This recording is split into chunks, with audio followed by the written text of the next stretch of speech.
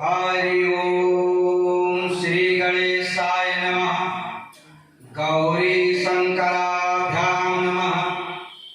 नारायणं नमस्कृत नरं चैव नरोत्तमं देवीं सरस्वतीं व्यासं ततो जयमुदीरये। अखण्डमण्डलाकारं व्याप्तमेन चराचरं तत्पदं दर्शितं येन तस्मै श्री गुरवे नमः। तस्मै श्री गुरवे नमः। गंगातरंगरमणीय जटाकलापं गौरी निरंतर विभूषित वामभागं नारायण प्रिय मनंगमदापहारं वाराणसीं पुरपतिं भज विश्वनाथं। एक बार बोलो श्री काशी विश्वनाथ भगवान की जय। नमामि अयोध्या भुवनैक वंदितं नमामि शैलजो सरिता सरिद्वारां नमामि श्रीहनुमत्पाद पंकजं नमामि तेरा पदाम्बुजं द्वयम्। एक बार बोलो श्री अवधाम की श्री राम राम रघुनंदन राम राम श्री राम राम भरताग्रज राम राम श्री राम राम रणकर कस राम राम श्री राम राम शरणं भव राम राम। सियावर रामचंद्र की उर्मे मकरंद पिपास लिए उन्मत्त बनारस जा रहा हूँ। मिलता गए अनुकूल नहीं प्रतिकूल से होड़ लगा रहा हूँ। कितने क्षण बीत गए फिर भी न सरोवर का तट पा रहा हूँ। एक आस तुम्हारे लिए जननी उलझे मन को सुलझा रहा हूँ। उलझे मन को सुलझा रहा हूँ। एक बार बोलो सरस्वती मैया की बंदों तुलसी के चरण जिनकी न्यो जग काज कलि समुद्र बूढ़त लख्यो प्रगट्यो सप्त जहाज। सिया मांडवी उर्मिला सुत के अति वरदान चारि सुवन चारि रतन तुलसी करत प्रणाम। राम कथा के रसिक वर भक्त राज मत धीर आय सुहासन लीजिए तेज पुंज कपिवीर। अपने अपने घरन की सब काहू को पीर तुम ही पीर हर घरन के धन्य धन्य रघुवीर। जो विचर ही चरय चरम यथा भाव अनुमान सो मम उर मंदिर बसो श्री शंकर भगवान। तन बल धन बल बाहुबल करें एक काम। एक बार सब प्रेम से बोलो जय सिया। सियावर रामचंद्र के वीर बजरंगबली के काशी विश्वनाथ भगवान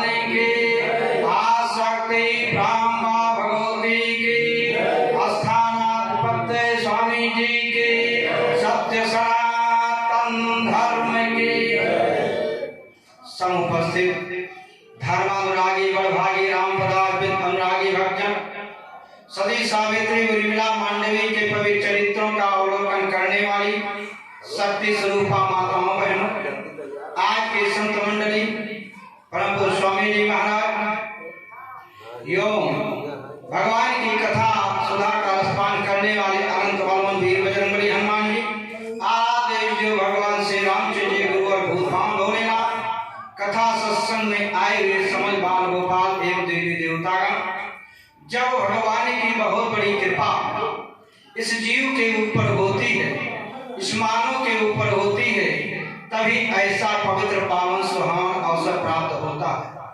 क्योंकि गोस्वामी तुलसीदास ने मानव ने लिखा है कि सब कुछ मिल सकता है, सब कुछ सुलभ है, लेकिन इस माया रूपी संसार में दो चीजें दुर्लभ है। दुर्लभ उसे कहा जाता है जो प्राप्त होते हुए फिर भी ना प्राप्त हो। तारा सुतयरु लक्ष्मी सबका हो घर हो, लेकिन संत समागम हरि कथा तुलसी दुर्लभ दो। संत का समागम और भगवान की अमृतमयी कथा, ये दोनों वस्तुएं दुर्लभ हैं। ये भगवान की कृपा होती है, तभी ऐसा पवित्र पावन सुहावन अवसर प्राप्त होता है, जिसका प्रत्यक्ष प्रमाण है। हमको यहाँ के बारे में न पता था, न स्वामी जी को पता था, और कई बार आए स्वामी जी ने कई बार कहा, निवेदन किया। कल जब कहा तो हम अयोध्या जा रहे थे, तो हम कहा कि चलो आज यही विश्राम करें। तो इसलिए बहुत दिनों के बाद में पावन अवसर प्राप्त हुआ, जब बड़े स्वामी जी थे उस समय या आज ये समय मिला हुआ। तो आइए, हम लोग बड़े भाग्यशाली हैं, क्योंकि भगवत प्राप्ति की पहली कक्षा सत्संग है। सत्संग के माध्यम से ही परमात्मा को जाना जा सकता है।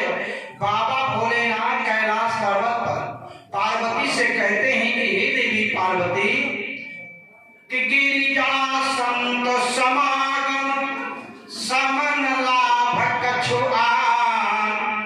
संत के समागम से बढ़ करके कोई लाभ नहीं है। तो पार्वती ने कहा फिर क्यों नहीं मिलता है? तो कहा बिनु हरि कृपा न हो सो गाँव ही वेद पुराण।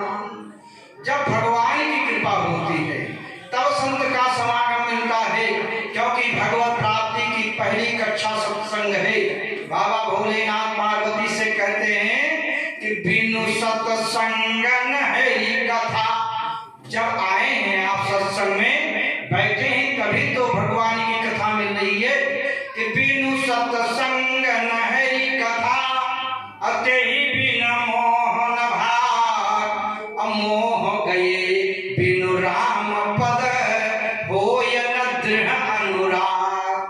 तो मिलई न रघुपति बिनु अनुरागा।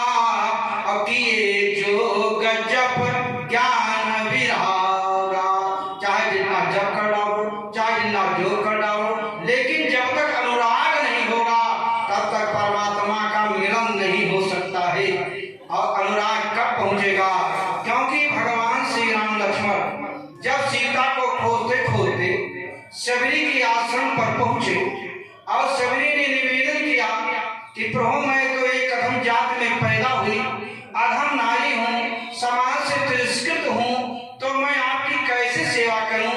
समाज के लोग हमारे द्वारा दिए गए जल को भी नहीं ग्रहण करते हैं। तो भगवान राम ने शबरी से कहा था कि हे शबरी, तुम अपने को अधम कहती है, लेकिन तुम्हारी समान तो संसार में कोई नहीं है। भगवान राम ने कहा, मानहु एक भक्ति करना का। हमारा केवल भक्ति का रिश्ता है, भक्ति का नाता है। और भगवान श्री राम ने कहा, हे शबरी, मेरी जो 9 भक्तियां हैं, 9 में जिनकी एक भी भक्ति होगी वो मुझे मिल जाएगा। कोई नारी हो, चाहे पुरुष हो, चर अचर कोई भी हो, नौ महाजिनी के एक होई। और नारी पुरुष सचराचर कोई, तो सोई अतिशय प्रिय भामिन मोरे। और सकल प्रकार भगत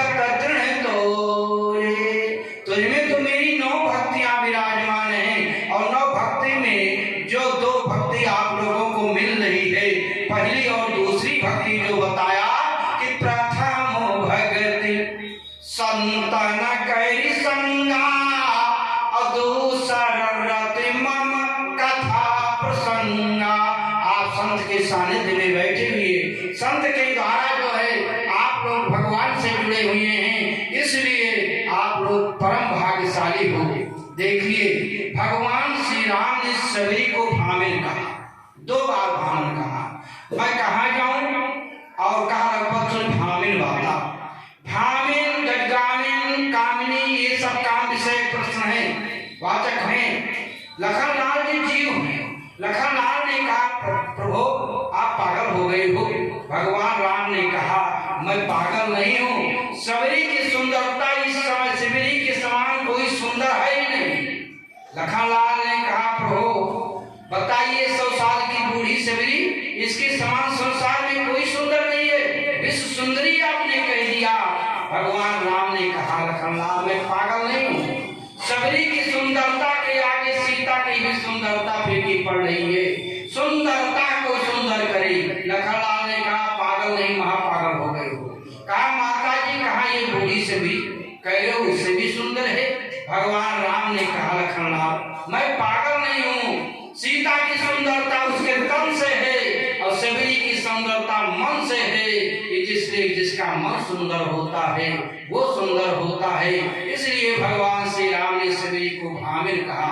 भाने भाने वाली, मन को भाने वाली, जिसका मन सुंदर होता है वो सुंदर होता है।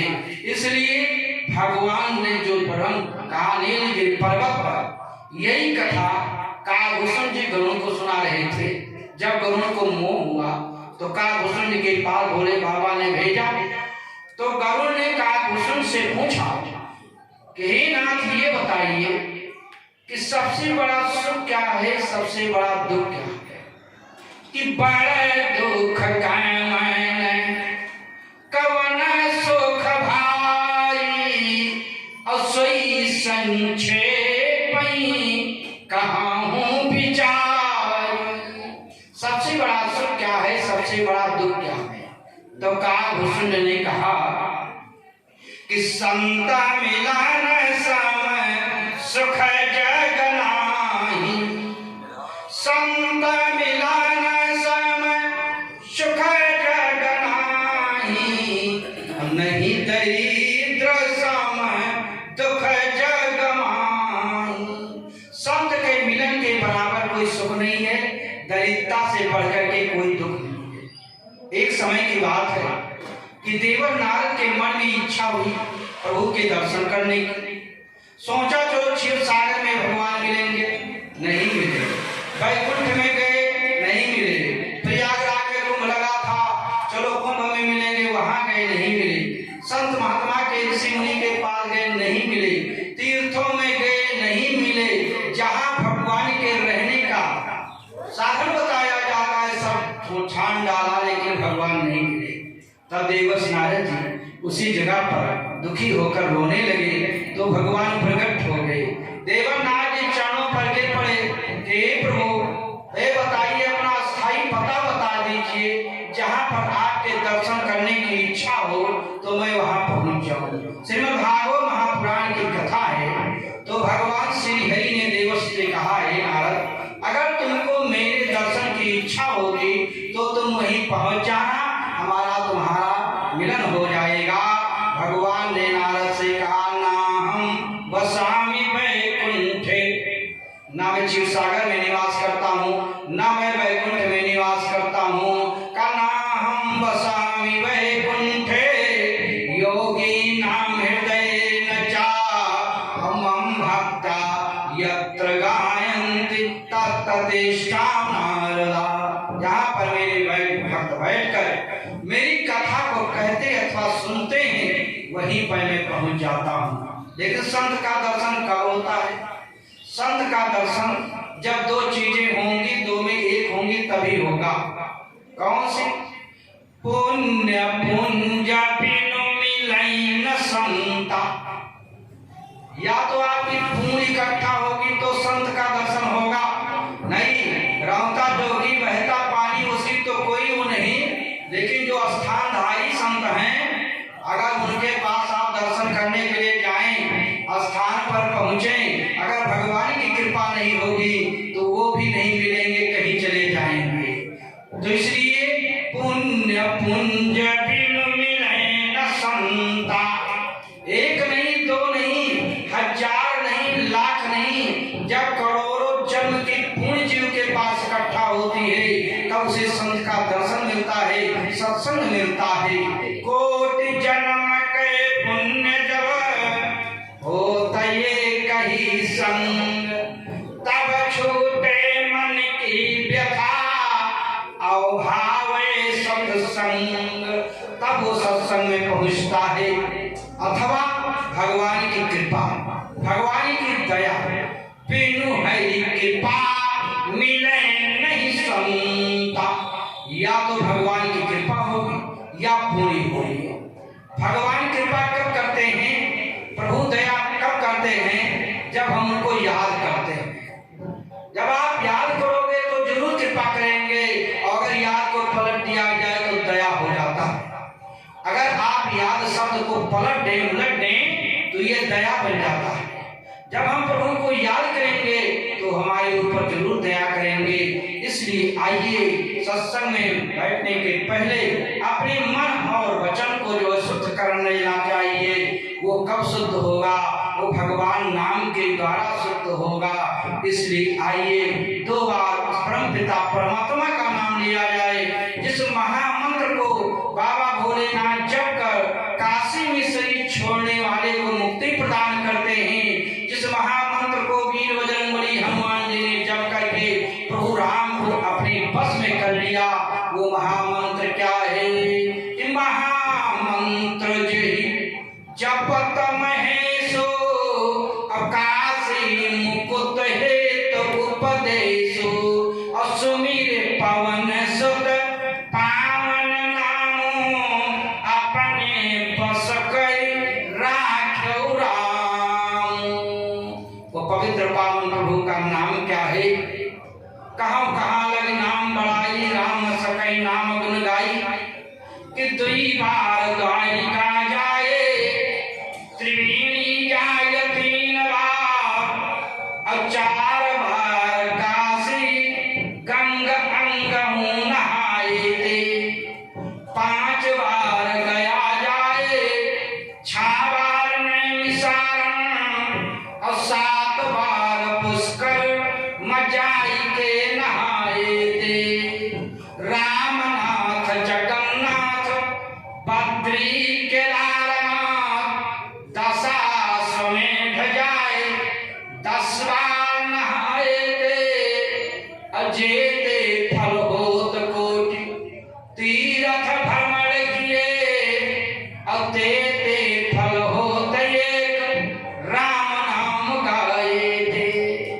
तेते फल होत एक राम नाम गाए थे। बोलो श्री राम जय राम, जय जय राम। बोलो श्री राम जय राम, बोलो श्री राम जय राम, जय जय राम। बोलो श्री राम जय राम, जय जय राम। बोलो श्री राम जय राम, जय जय राम। बोलो श्री राम एक बार सच्चिदानंद भगवान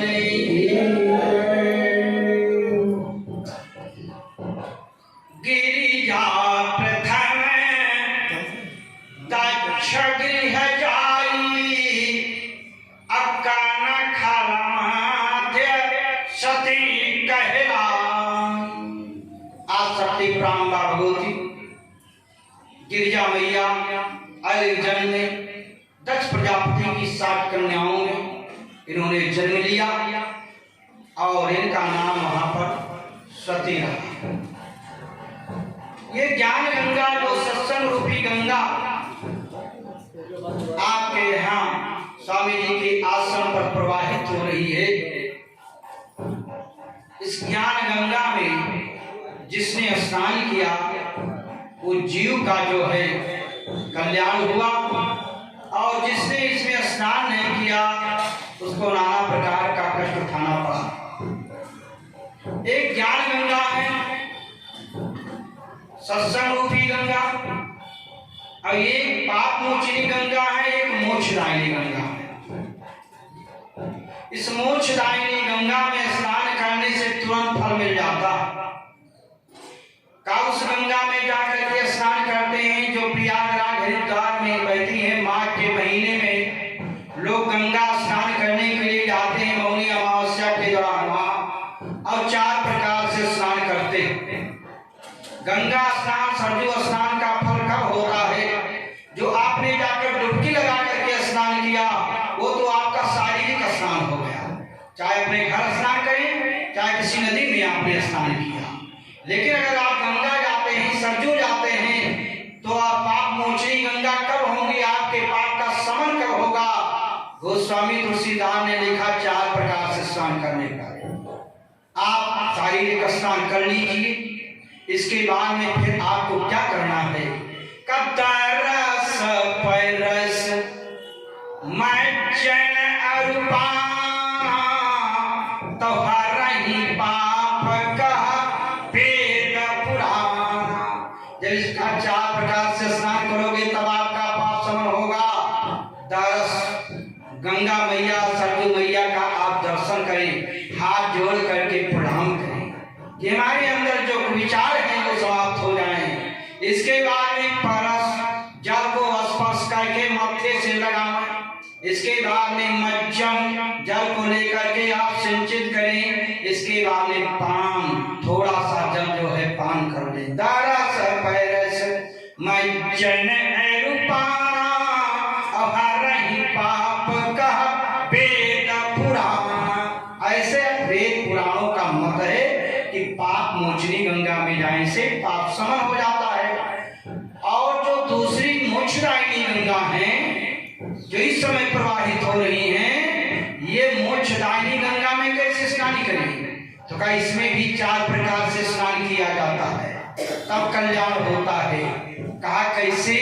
वहां तो गंगा में जल है, वहां जल में स्नान करते हैं, और यहाँ कौन सी गंगा में जल की धारा बह रही है जो स्नान किया जाए? तो गोस्वामी तुलसीदास ने कहा कि सुनी समुझहि जन्म दितम। सुनो, समझो, विचार करो। सुनी समुझहि जन्म दितम अमाज्यहि अति अनुराग। क्योंकि मिलहि न रघुपति बिनु अनुराग। तो सुनी समुझहि जन्म दितम अमाज्यहि अति अनुराग। तो लहै चारि फल अछत तनु साधु समाज प्रिया। धर्म अर्थ का मोक्ष की प्राप्ति होती।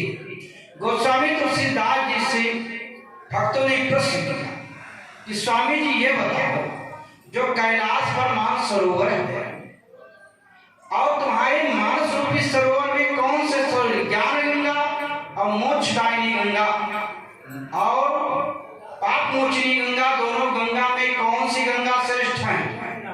दोनों गंगा की तुलना किया। तो गोस्वामी तुलसीदास ने कहा कि जो मेरा मानस ये ज्ञान रूपी गंगा, जो सत्संग रूपी गंगा है, ये 9 रसों से समावेश है। जो व्याकरण के 9 रस हैं, वीर रस, हास रस, करुण रस, रौद्र रस, 9 रस होते हैं। इसलिए 9 रसों से समावेश एक ज्ञान गंगा है, मानस है, मोक्षदायिनी गंगा है।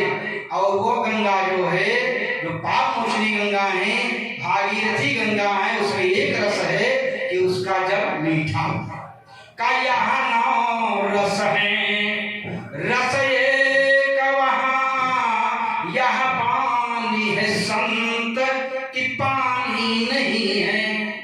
मन के मल को धो डालो यहाँ, मन का मल तो धुलता ही नहीं। यह डूबत सो तई जात यही, वह डूबत सो मरी जात वही।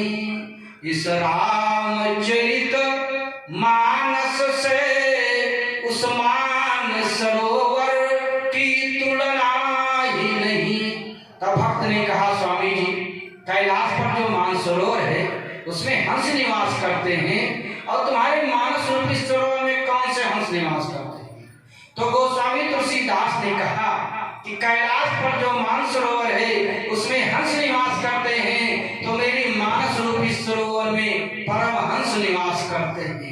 जैसे हमारे स्वामी जी एक परमहंस की गद्दी है। परमहंस का मतलब होता है 5 छोटा सा बालक का रूप। बाल रूप में जब आ जाए, बाल्यावस्था में आ जाए, तब परमहंस होते हैं। 5 वर्ष के बालक तक परमहंस की पदवी दी गई है।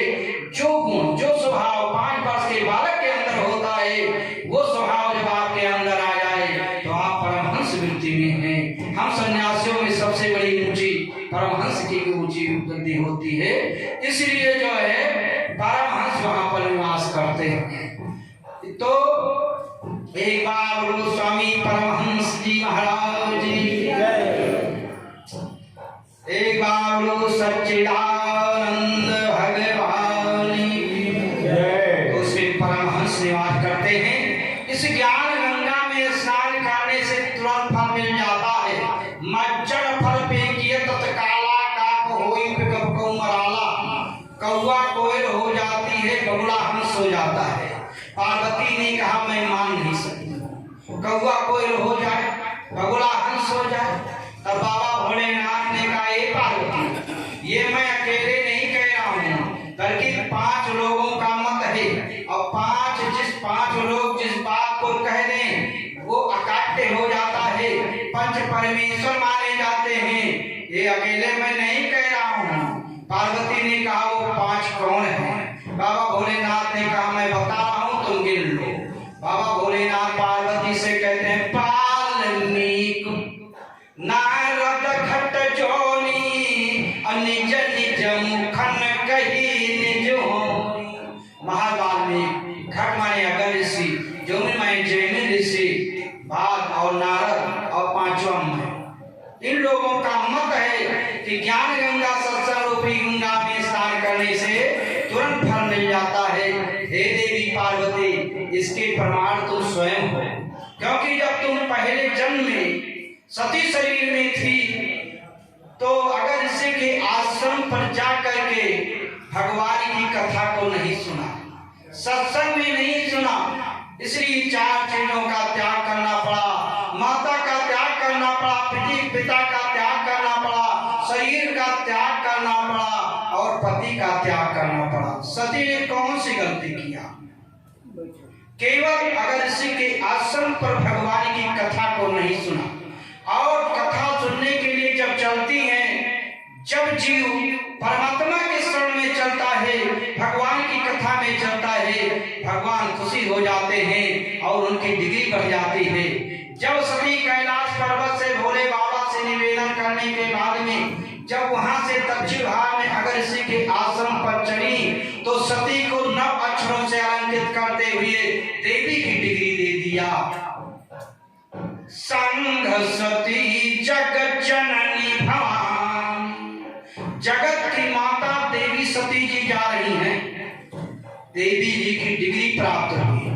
लेकिन इन्होंने जाकर के जब अगस्त्य के आश्रम पर कथा नहीं सुनी, बाबा भोलेनाथ, सती, अगस्त्य की धर्मपत्नी लोपामुद्रा 3 बैठे हुए हैं, अगस्त्य वक्ता के रूप में बैठे हैं, लेकिन सती ने नहीं सुना, लेकिन भाव अलग था। सती ने एक राजा रानी की कहानी मान करके सुना, भोले बाबा ने भगवान की कथा मान करके सुना।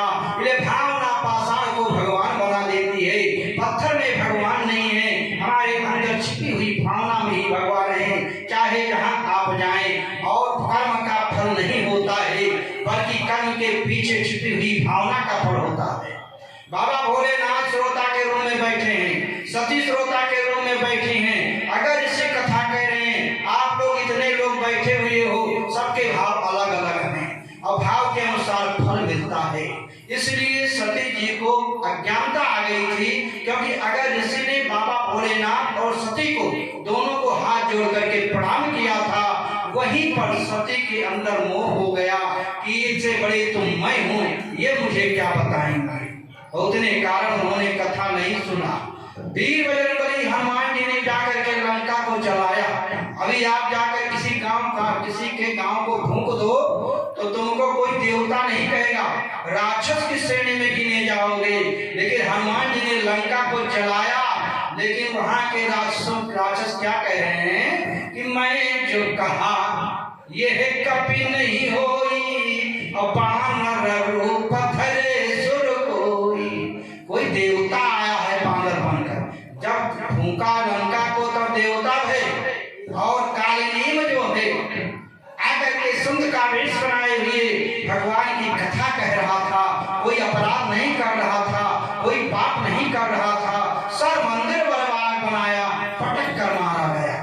किसी ने नहीं कहा कालनीम सत्कर्म कर रहा था, कर्म तो उसका सत्कर्म था, लेकिन उस सत्कर्म के पीछे उसकी भावना दूषित थी।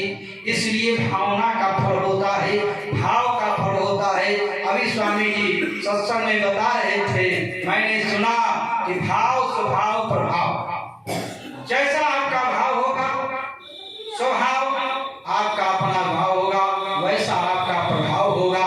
सती जी का भाव क्या है? राजा रानी की कहानी सुन रही है। भोले बाबा का भाव क्या है? इष्ट देव की कथा सुन रहे हैं। राम कथा मुनि पर जब बखानी, असुनी महेश परम सुख मानी।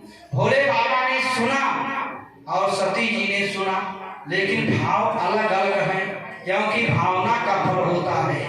रावण, कुंभकर्ण, विभीषण तीनों भाइयों ने तपस्या किया ब्रह्मा जी की। ब्रह्मा जी आए, वरदान मांगो।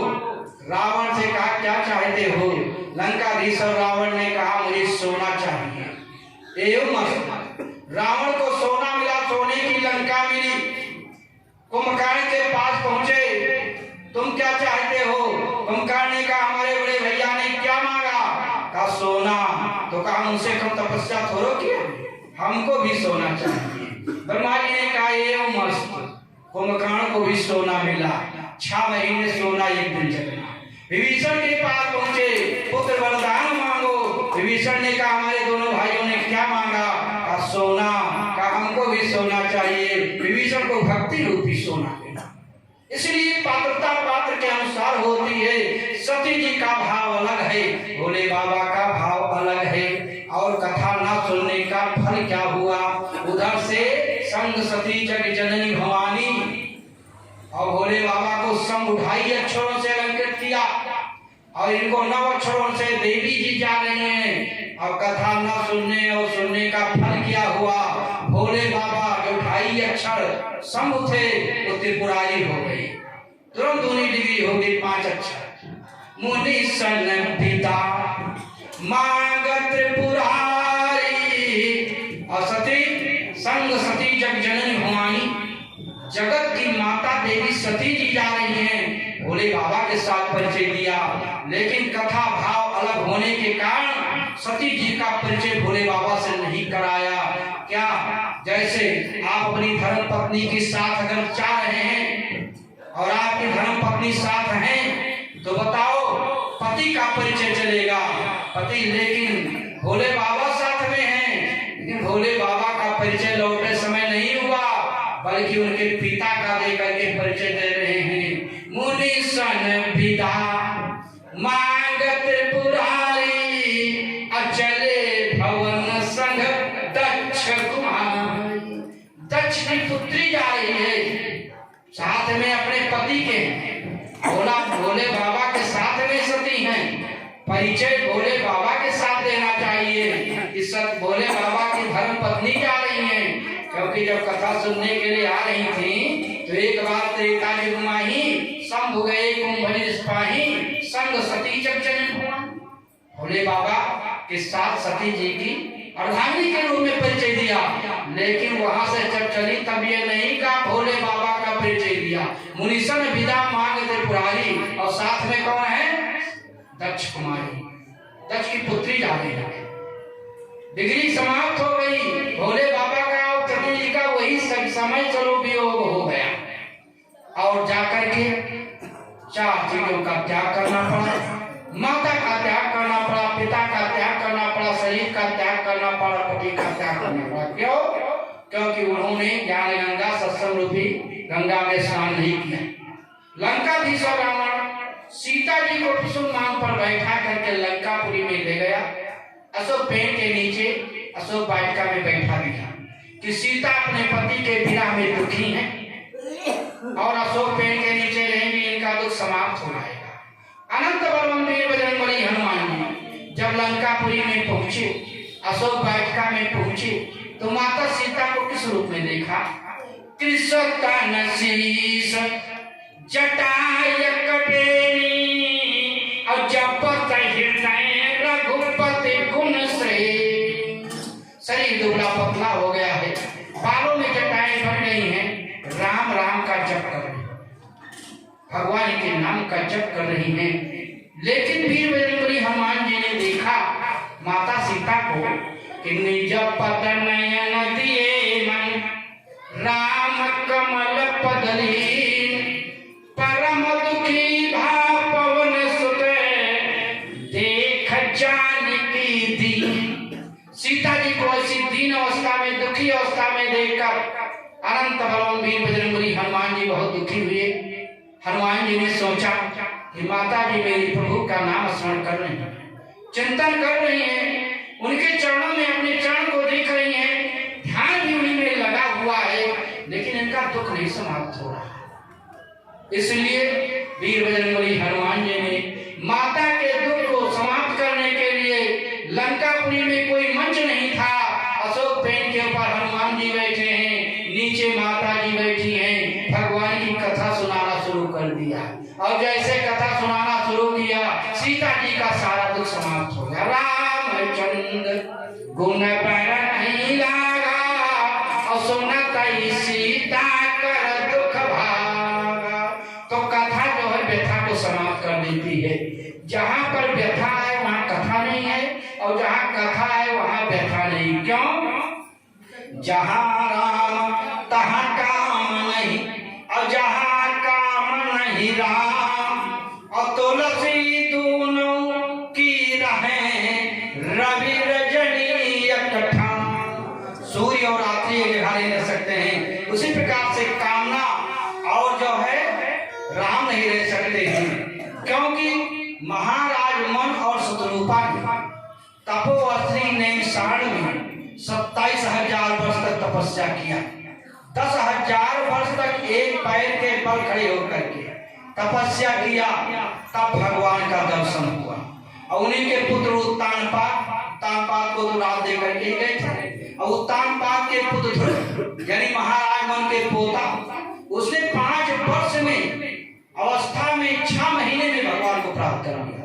बाबा को 27,000 वर्ष लगा, और नाती ने 6 महीने में भगवान को प्राप्त कर लिया। क्यों?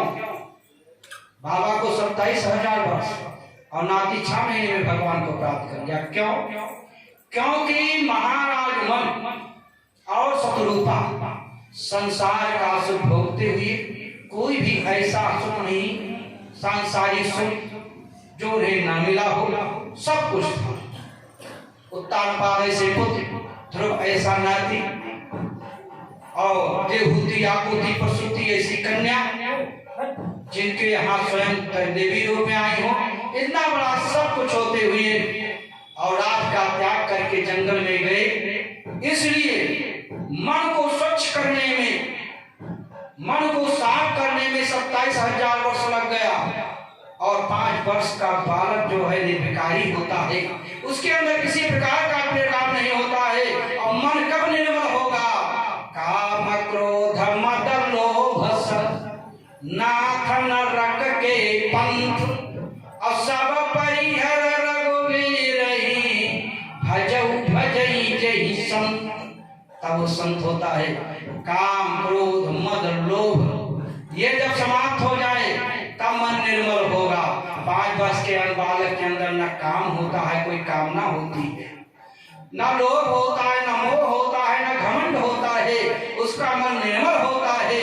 और भगवान कहते भी हैं कि निर्मल मन जन जो मोहि पावा, मोहि कपट छल तृण भाव। निर्मल मन होगा वो मुझे प्राप्त होगा। न भगवान ने निर्मल तन कहा, न निर्मल धन कहा। भगवान कैसे मिले? देखिए, तन मन धन तीन चीजें सबके होते हैं। तन सबके होता है, मन सबके होता है। धन में भाई किसी के ज्यादा हो गया, धनवान हो गया, किसी के नहीं है, निर्धन है। लेकिन शाम तक भगवान सबको नव रोटी देते हैं। ये नहीं कि धनवान है वो सोना खाता है। अरे धनवान बड़े लोग तो और वो देते हैं, तो वीआईपी भोजन सबसे जो है मोटा अनाज वही वीआईपी भोजन है। बड़े लोगों के यहाँ वही मिलता। ये अच्छा भोजन नहीं मिलेगा, क्योंकि लोग से ग्रसित हैं बेचारे, क्या करें, शुगर और दुनिया का रोग पकड़े। इसलिए जो है मन का निर्मल होगा तो तन मन धन तीन चीजें सबके होती हैं। तो भगवान न तुम्हारे तन को चाहते हैं और भगवान न तुम्हारे धन को चाहते हैं। भगवान मन को चाहते हैं। निर्मल मन जन सो बन पावा। न निर्मल तन कहा, न निर्मल धन कहा। तो तन और धन संसार चाहता है। जब तक आपके शरीर में बल है, आपके साल लाखों, आपके पास धन है, आपके साल लाखों रहेंगे। धन नहीं रहेगा, कोई नहीं रहेंगे। तो संसार जो है स्वार्थी है, इसलिए तन और धन संसार चाहता है। तन और धन संसार को दे दो, भगवान को मन दे दो, परमात्मा को मन दे दो, बस आपका काम बन जाएगा।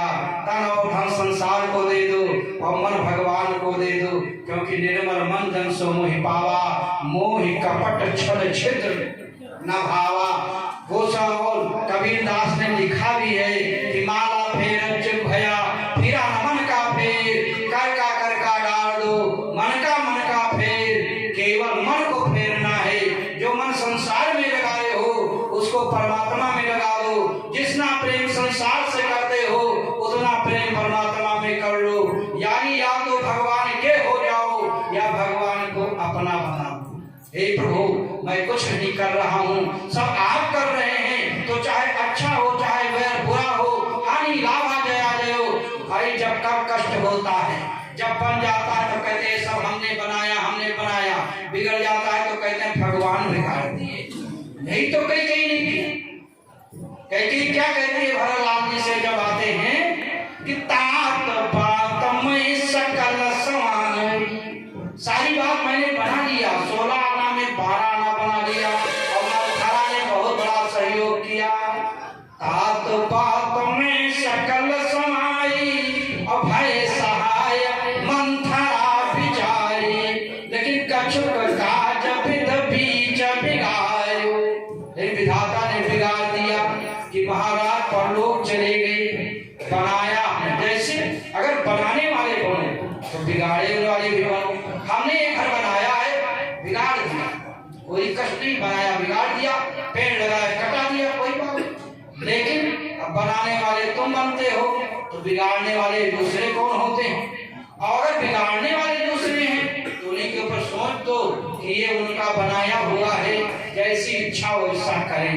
तो हाँ, तो लिखा है गीता में कि जो है जैसे कमल पत्ते, जैसे कमल जल में रहता है और जब से निकाल लीजिए सूख जाएगा। मछली जल में रहती है, जब से प्रेम है, मछली को जल से बाहर निकाल दो, प्राण को छोड़ देगी। उसी कमल के पत्ते के ऊपर अगर जल छोड़ो तो कमल का पत्ता पानी नहीं टिकने देता है।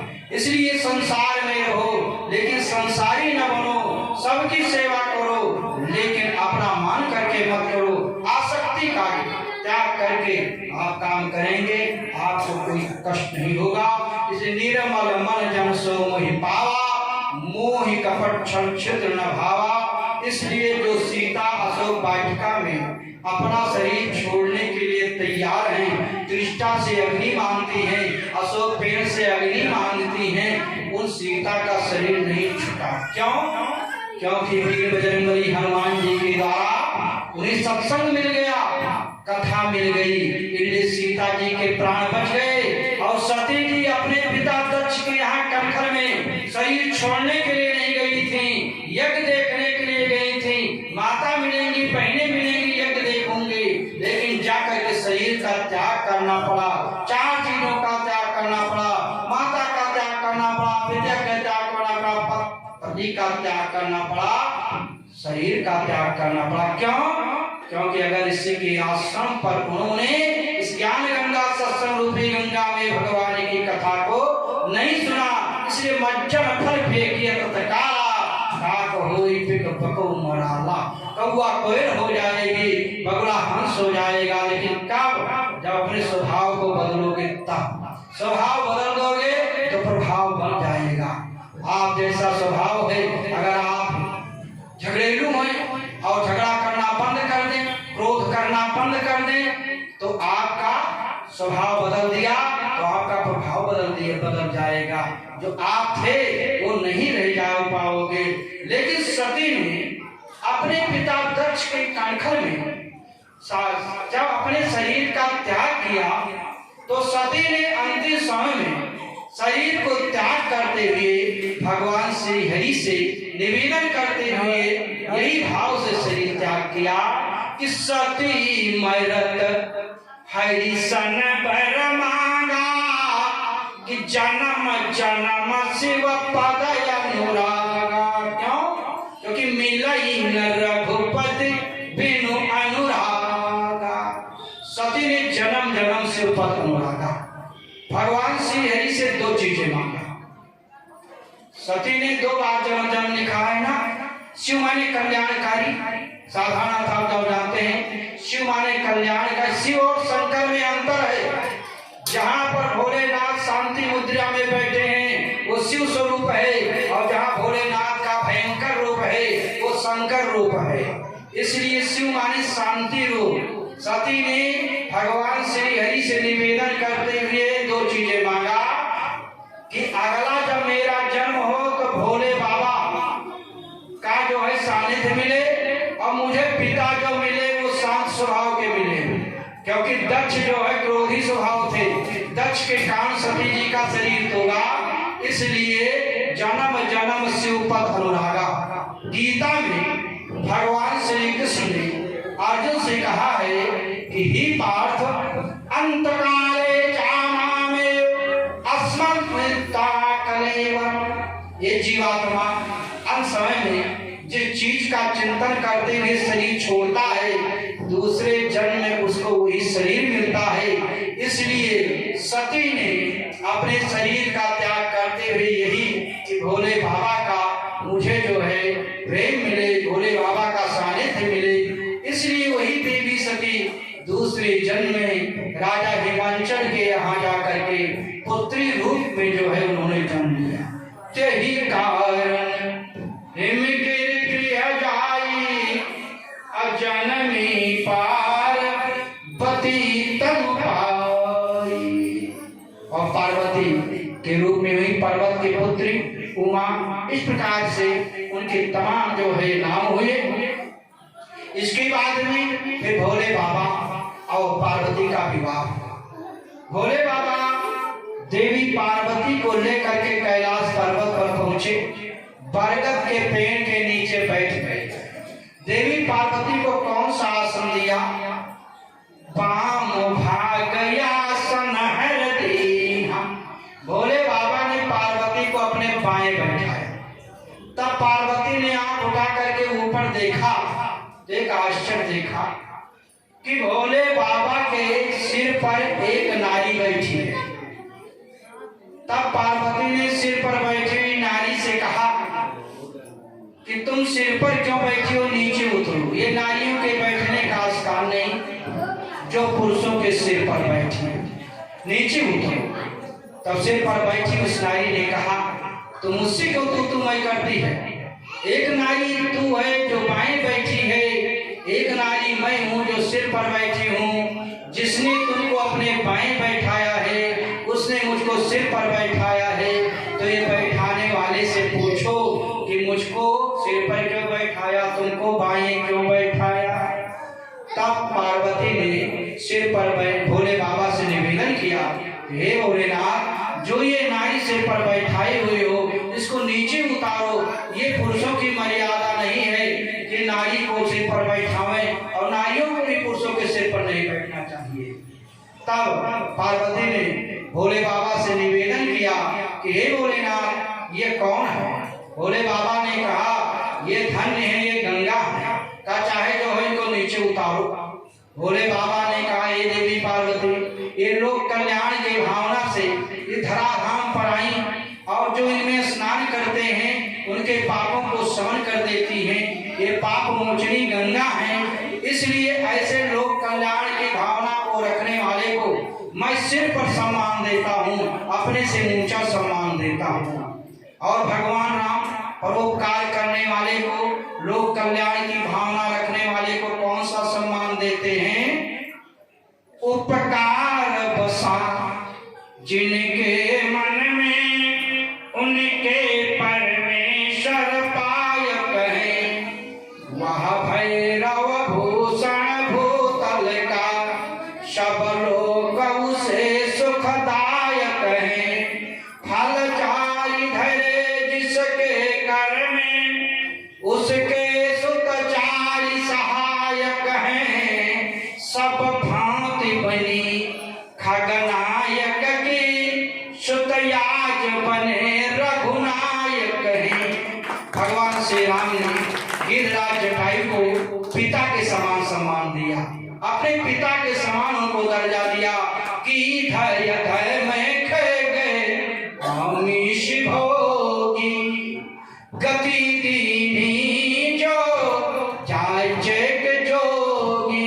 गिरिराज जटायु ने कौन सा पूजा किया, कौन सा पाठ किया, कौन सी तपस्या किया, कौन से संत का दर्शन किया, कौन सा तीर्थ किया कि उसने कर्तव्य का पालन किया। पर शरीर धर्म नहीं भाई, पर वीरासन नहीं अधमाई।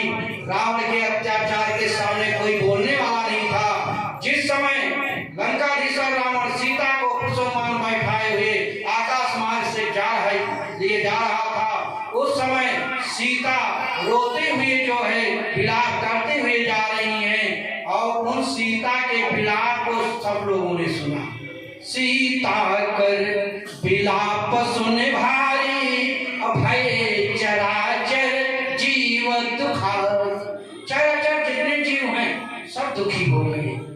तो चराचर में सब आगे, कोई छोटा थोड़ा, लेकिन किसी की हिम्मत नहीं पड़ी कि रावण के, यहाँ तक सीता ने कहा कि विपत मोहि को प्रभु सुनावा, कोई भी इस विपत को जाकर के प्रभु से बता दे।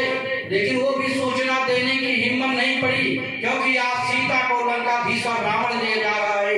लेकिन रावण जो है, क्योंकि वो चलत दशानन डोलत यौनी गर्जत गर्भ सुनत सौरौनी, किसी की हिम्मत नहीं पड़ी। चरचर में मंडलीक मणि रावण राज करे निज मंत्र, उसके सामने कौन आया? एक पक्षी जटायु, बूढ़ा जटायु आया।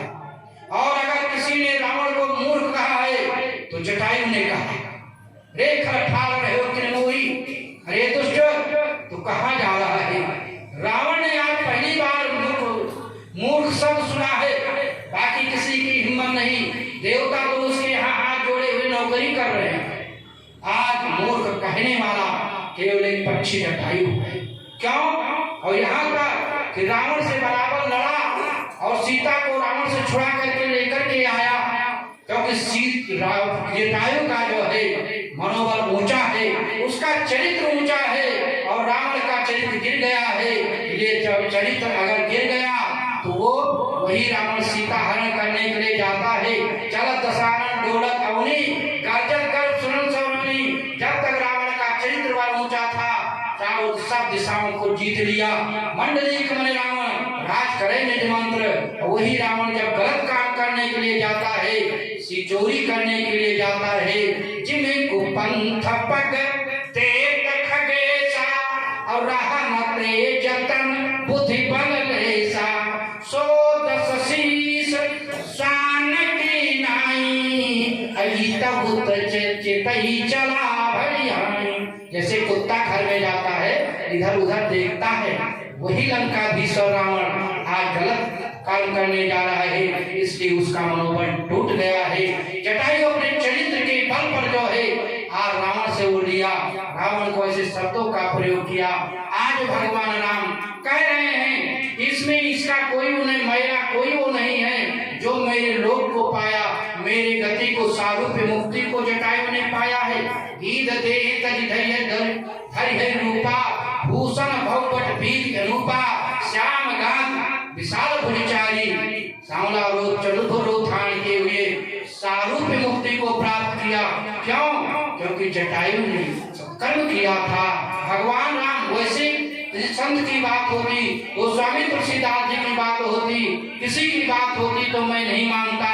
भगवान राम स्वयं कह रहे हैं कि जल भर नयन कहा रघुराई अतात कर्म ते निज गति पाई करम प्रधान विश्व करी राखा जो जस करे शतस फल जाखा। तो बाबा भोलेनाथ ने पार्वती से कहा कि ये लोक कल्याण की भावना रख करके आई हैं, पाप मोचनी गंगा है, इसलिए मैं इनको शांत सिर पर धारण किए हुई हूँ। पार्वती जी की बात समझ में आ गई, क्योंकि पार्वती जी अकेले पहले भोले बाबा के साथ कथा सुनने के लिए कैलाश पर्वत से अगस्त्य के आश्रम पर गई थी।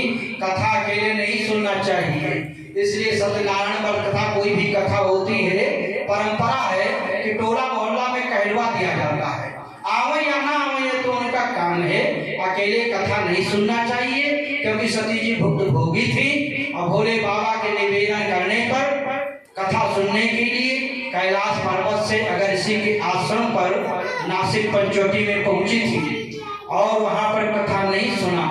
इसलिए सती ने जान गई कि भोले बाबा लोक कल्याण की भावना से ज्यादा खुश होते हैं, तभी तो गंगा जी को अपने सिर पर जो है सम्मान दिया। इसलिए भोले बाबा ने कहा, पार्वती ने कहा, हे भोलेनाथ, ये गंगा जो तुम्हारे सिर से प्रवाहित हो रही है ये मोक्षदा पाप मोचनी गंगा है, तो एक मैं दूसरी गंगा की धारा प्रवाहित करूंगी जो तुम्हारे मुख से प्रवाहित होगी, जो मोक्षदायिनी गंगा होंगी। इसलिए पार्वती ने कैलाश पर्वत पर बरगद के नीचे बैठ करके भोले बाबा से निवेदन किया। वैसे कहती भोले बाबा कहो कथा हम सुने, लेकिन पार्वती ने कैसे निवेदन किया कि कथा जो सकल लोक हितकारी असई पूछन चाह शैल कुमार।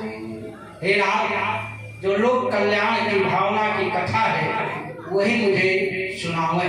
बाबा भोलेनाथ खुश हो गए, क्योंकि देवी पार्वती ने अपना स्वभाव बदल दिया।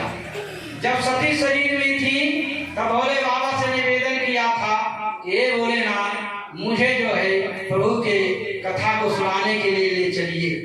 इसलिए भोले बाबा पार्वती को अकेले लेकर के गए थे। आज वही सती दूसरे जन्म में जब राजा हिमांचल के यहाँ करके उमा के रूप में इन्होंने अवतार लिया, तो वही कैलाश पर्वत पर सती शरीर में थी, तो उसी कैलाश पर्वत पर उसी बरगद के पेड़ के नीचे भोले बाबा से निवेदन किया था। इसलिए भोले बाबा सती को लेकर अगस्त्य के आश्रम पर गए थे और उसी बरगद के पेड़ के नीचे कैलाश पर्वत पर दूसरे जन्म में देवी पार्वती फिर निवेदन कर रही हैं। लेकिन ये कह रहे कथा जो सकल लोक हितकारी असई पूछन चाह शैल कुमारी। भोले बाबा खुश हो गए, क्योंकि देवी पार्वती ने अपना स्वभाव बदल दिया, और स्वभाव बदला तो प्रभाव बदल गया। देवी पार्वती ने लोक कल्याण की भावना के लिए निवेदन किया, और सती शरीर में थी तो अपने कल्याण की भावना के लिए निवेदन किया था। इसलिए भोले बाबा खुश हो गए। अब पार्वती को प्रशंसा करने लगे कि धन्य धन्य गिरिराज कुमारी, अब तुम समान नहीं को उपकारी, कि पूछो रघुपति कथा प्रसंगा, और सकल लोक जग पावनी गंगा। संसार को ज्ञान गंगा की धारा में प्रवाहित करने के लिए प्रण किया है। इसलिए देवी पार्वती तुम धन्य हो, धन्य हो। अब पार्वती जी खुश हो गई कि गंगा को एक बार धन्य कहा, हमको 2 बार धन्य कहा, अब तो मैं गंगा से दूनी हो गई, बड़ी हो गई। और बाबा भोलेनाथ ने पार्वती को जो अपने बाएं बैठाए थे ना, बाएं से उठा करके कावासन बदल को कहाँ पर बैठाया? कसन मुख शंकर आसन दिया। और भोले बाबा ने पार्वती को अपने सामने बैठाया, क्योंकि वक्ता श्रोता को आमने सामने होना चाहिए। श्रोता वक्ता ज्ञान निधि कथा राम कई गुण, इसलिए जो है भोले पार्वती के मनोविचारों को भोले बाबा जान गए। और कहे देवी पार्वती तुम इतनी खुशी मत हो कि गंगा को मैंने एक बार धन्य कहा, तुमको 2 बार धन्य कहा, बस तुम दूनी होगी। अरे तुमको मैंने 11वें नंबर पर धन्य की डिग्री दिया। पार्वती ने कहा 11वें पर? तो हे भोलेनाथ, तो सबसे पहली डिग्री कहाँ पर दिया आपने? भोले बाबा कैलाश पर्वत पर पार्वती से कह रहे हैं हे उमा सुनो, मैं बता रहा हूँ गिनो तुम, पहली डिग्री कहाँ पर दिया? जहाँ हम आप बैठे, यहीं पर भोलेनाथ जो यहाँ पर आप लोग बैठे हुए हैं, ये भोले बाबा की पहली डिग्री धन्य में आप रहे हैं। आप लोग धन्य हैं, क्योंकि पार्वती ने भोले बाबा से कहा था, भोले बाबा ने कहा था 2 प्रकार के प्राणी होते हैं, सुना हूँ उमा ते नर बड़ भागी, और जो सिया राम चरण अनुरागी, और सुना हूँ उमा ते लोग अभागी, और हरि तजी होई विषय अनुरागी। इसलिए सबसे पहली डिग्री यहाँ पर दिया। कहा भोले बाबा ने कहा धन्य देश जहाँ असुर सही, वो देश धन्य है, वो स्थान धन्य है। 2 प्रकार की गंगा है, एक ज्ञान गंगा, एक पाप मोचनी गंगा, एक मोक्षदायिनी गंगा। तो धन्य देश जहाँ असुर सही, वो देश धन्य है, वो स्थान धन्य है, वो गांव धन्य है, वहाँ के लोग धन्य हैं, जहाँ पर सत्संग होता है, ज्ञान रूपी गंगा प्रवाहित होती है। कि धन्य धन्य यहाँ भूम है, और धन्य आप सब लोग, और आसवन के समाह में किया राम कथा का योग। धन्य देश जहाँ असुर सही। दूसरी धन्य की डिग्री भोले बाबा ने किसको दिया? इन देवियों को दिया, इन नारियों के दिया। और नारियों में उस नारी को भोले बाबा ने धन्य बताया कि धन्य नारी पतिव्रतयन से। वो नारी धन्य है जो पतिव्रता धर्म का पालन करते हुए अपना जीवन निर्वाह करती है। एक ही धर्म एक व्रत नेमा, काय वचन मन पति पद प्रेमा। शरीर से, मन से, वचन से, धन से नहीं कहा गया है, शरीर से, मन से, वचन से अपने पति की सेवा करे, यही पतिव्रता धर्म है। का धन्य नारी पतिव्रत अनुसरी, धन्य स्वभूप नीति जो करे। वो राजा धन्य है जो नीति का पालन करते हुए राज करता है। कौन सी नीति? जिस समय भरतलाल जी अयोध्या वासियों को लेकर चित्रकूट में पहुंचे, चित्रकूट में पहुंचे भगवान राम को मनाने के लिए।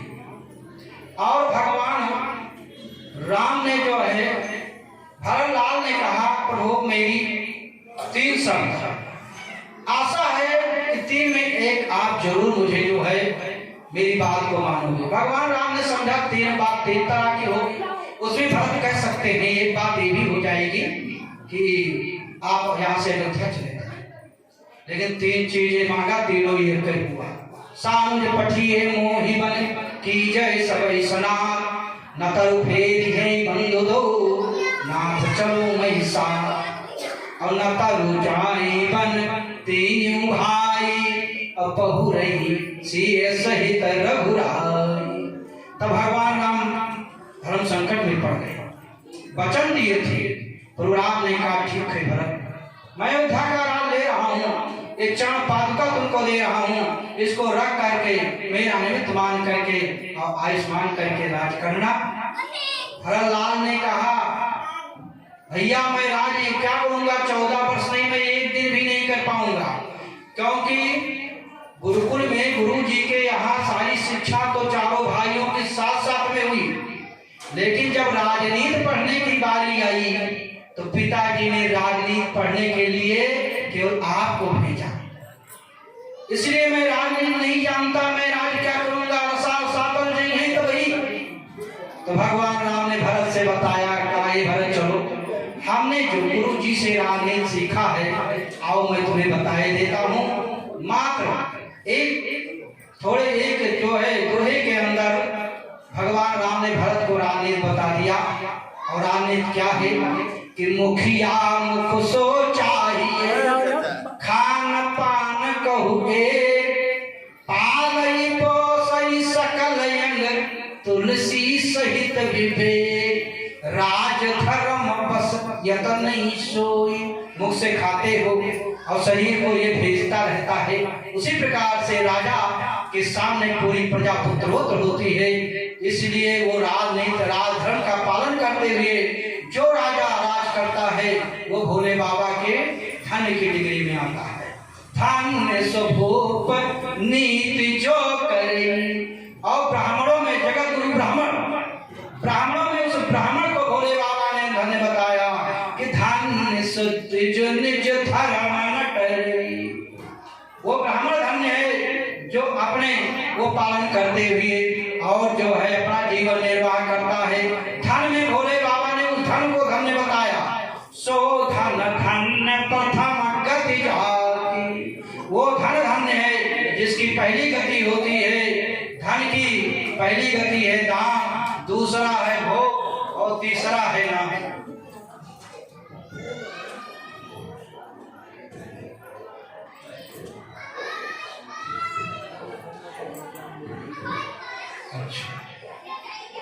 हाँ, ये भक्तों की गाड़ियां रोड पर खड़ी हैं बाहर, वो आश्रम के अंदर कर दें कि उससे रोड में बाधा हो रही है आने जाने में।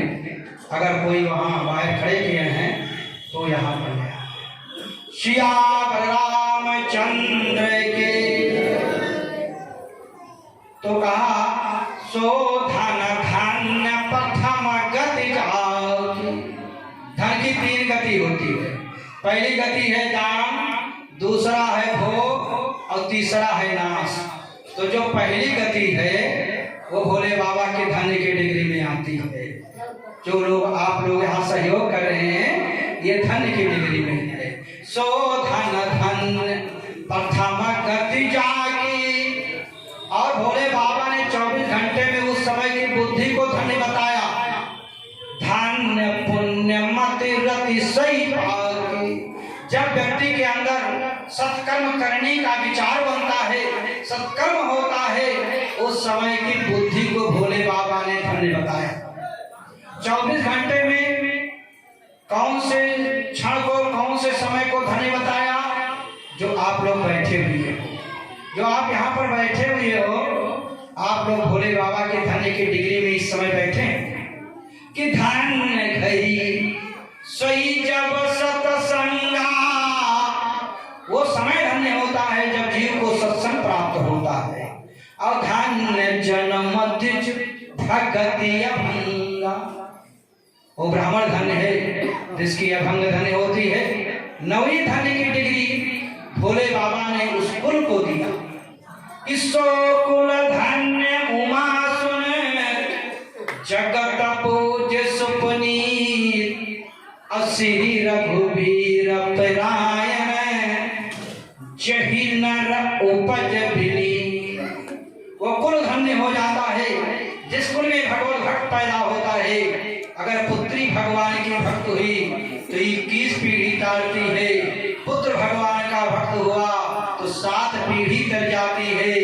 राम भगत बिटिया भली, राम विमुख नहीं पूत, अस्य वही का वैकुंठ भा, अधुंधकारी भय भूत, सियावर रामचंद्र। बाबा भोलेनाथ ने कहा ये 9 हो गए, अदोसैं पर गंगा और 11वें पर तुम हो। पार्वती जी को शांति मिल गई और भगवान की पवित्र पावन कथा सुधार पान करने का उन्होंने भोले बाबा से निवेदन किया। अब आप लोग स्वामी जी के द्वारा आप भगवान की अमृतमयी कथा का रसास्वादन करें। बाबा भोलेनाथ कैलाश पर्वत पर बरगद के पेड़ के नीचे देवी पार्वती को भगवान की कथा सुना रहे हैं। जहाँ पर भगवान की कथा होती है बरगद का पेड़ बहुत शुभ माना जाता है।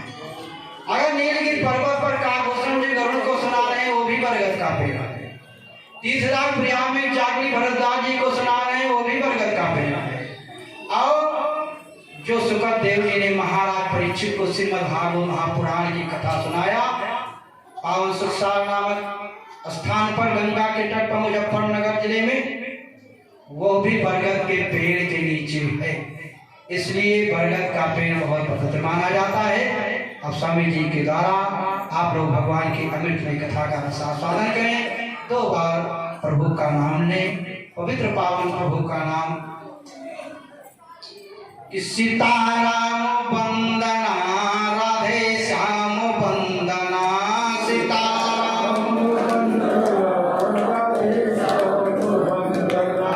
सीताराम वंदना उमा शिव की वंदना, सीताराम अंजना के नंदना के बार बार वंदना,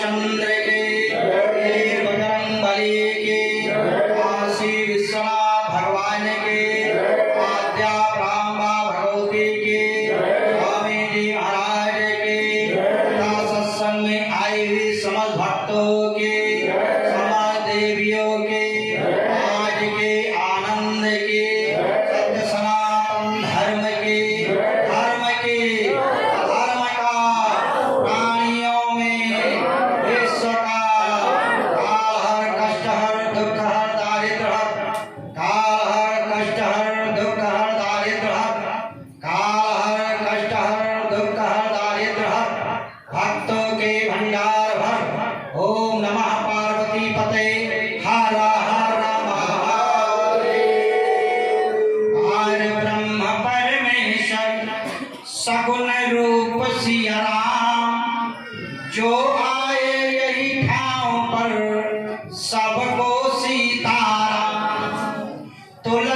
यही जग आई के सबसे मिलिए धाय, ना जाने किस बेश में नारायण मिल जाए।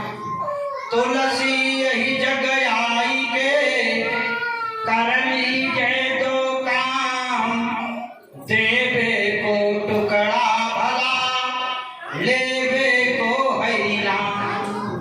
जगत में जब तू आया था जगत हंसता तू रोता था, बना ले जीवनी ऐसी जगत रोए तू हंसता जा, जगत रोए तू हंसता जा। न जग छोड़ो न हरि भूलो, वतन की जिंदगानी में रहो दुनिया में वैसे तुम कमल रहता है पानी में। सर्वे भवन्तु सुखिनः सर्वे सन्तु निरामया सर्वे भद्राणि पश्यन्तु मा कश्चित् दुर्भाग् भवेत्। ओम शांति शांति शांति। बार बार परमागम हर्ष देव श्रीरंग, पद सरोजयन पायनी भगति सदा सत्संग, भगति सदा सत्संग। अब आप लोग स्वामी जी के द्वारा भगवान की अमृतमयी कथा का रसपान करें। श्री स्वामी जी। सब लोग प्रेम से बोलिए।